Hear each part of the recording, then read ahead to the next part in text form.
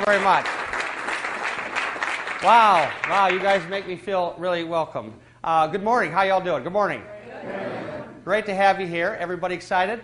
Yes. Well, first, let me compliment you for taking time out of your busy schedule and sharpening the saw. How many people have read the book from Dr. Stephen Covey, The 7 Habits of Highly Effective People? Let me see your hands.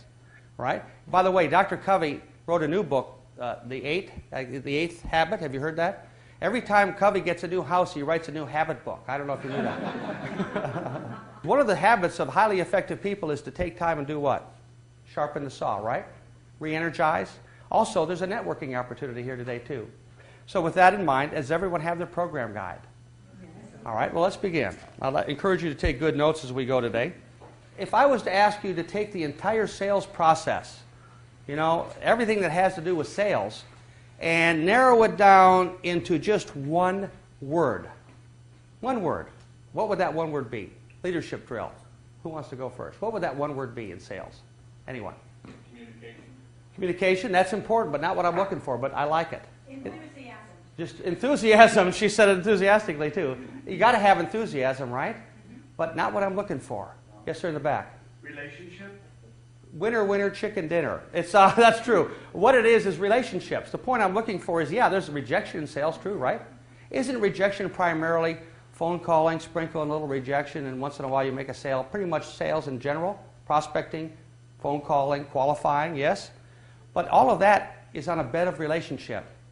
Because you might have the best home, for example, if you're in real estate. You might have the best home for the people. They may be financially qualified, but they just might not like you. Fair statement? Whether it's insurance or real estate, car salesman, anything having to do with people, you have to have that relationship. And today we're going to talk about relationships because that's what it's all about, people. Understanding people. You know, because wherever you go, there they are. You've got to know who they are, and you've got to know yourself, your own strengths and weaknesses. So, relationship. Good job on that. Who would agree with that? Relationships is the key? Right. You're in the right room. The name of this program is called Selling Face-to-Face. How many of you sell face-to-face? By show of hands, right? How many of you sell over the phone primarily? Few, right? How many of you sell at the kitchen table? You know, we're all in sales, aren't we? But some of us are fortunate enough to be on commission. That's the way I look at it. Because isn't sales really going from one relationship to another relationship? Right? One relationship to another relationship. And so whether you're selling your children an idea or your spouse, right, it's on persuasion and communication. A couple months ago, my wife Sherry and I were walking, and we noticed we were going through the park. And it's funny because we looked in the distance, I saw a guy playing cards with his dog. And I'm a curious kind of guy. So I walk up to him, and I walk up to him, I said, "Excuse me, sir, I couldn't help but notice, did you teach your dog to play cards?" And the guy looked up proudly and said, "Yes, he did." And I said, "I tell you, I have never seen a dog smart enough to play cards. You've got to be real proud of him." And the guy said, "Yeah, I'm proud of him, but he's not that smart." I said, "Well, what do you mean he's not that smart?" He says, "I'll tell you why." He says, "Because every time he gets a good hand, he wags his tail." Now, I would submit to you that every time you get a good hand, or every time your prospect gets a good hand, or every time your spouse or customer gets a good hand, they're going to wag their tail. The question is, do you know what you're looking for? I don't want to disappoint anybody, but from a body language point of view, everybody in this room already knows 100% of anything I could teach you on body language. You already know 100% of it. That's the good news. Bad news, you don't know it at a conscious level. You know it at a subconscious level. This is why we get gut feelings about people and relationships. You know, would you agree that you could lose a commission within 5 minutes? Is that a fair statement? I've seen agents do it. I've seen it happen. You know, they know everything, but they treat it like a drive-by shooting. They meet a prospect, they slap in a clip of ammunition, and they just spray the room with facts and figures. And, you know, no rapport.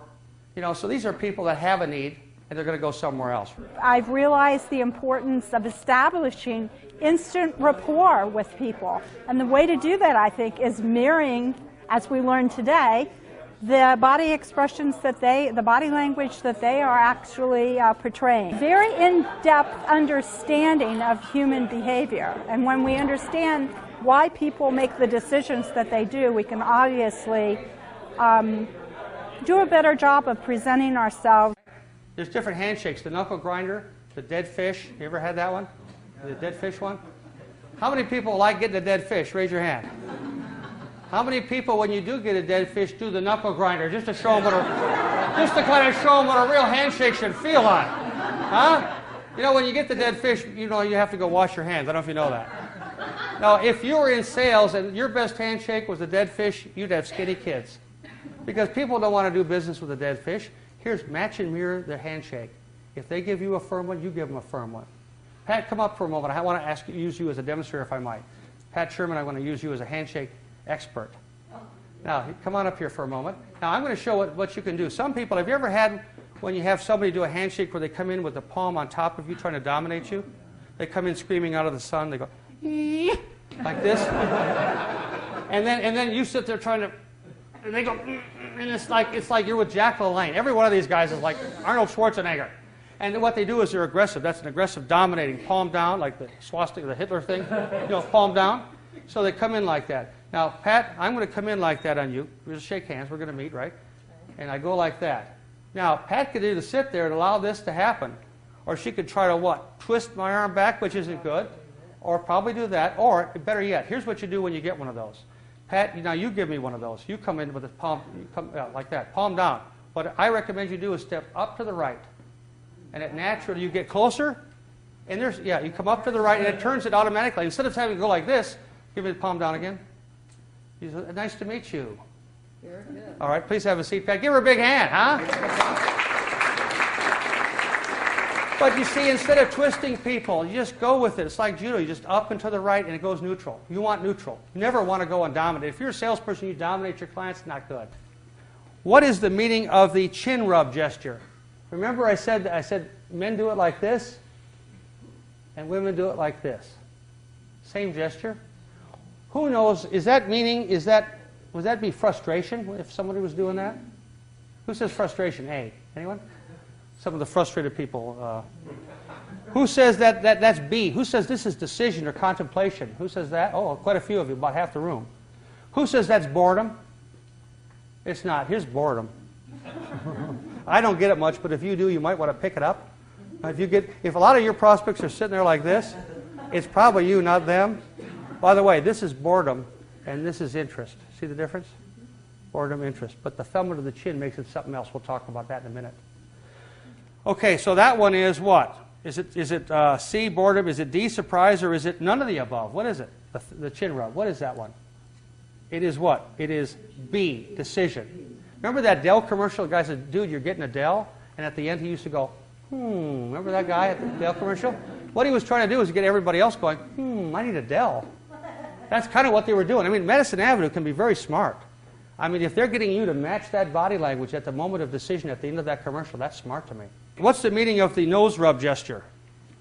This one up here.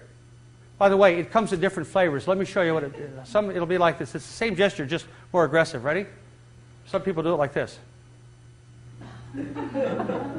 Some people just kind of just brush real quick, like they're brushing lint off their nose. Some people lay their hand on their, a little more aggressive. Some people do this gesture so much they actually have little moles and things that they do. Yeah, I can literally tell a lot of people when they have like a little mole by their nose, I can tell if they're left or right-handed because a lot of them go up there so much that they cause these little things sometimes. I mean, I've seen it.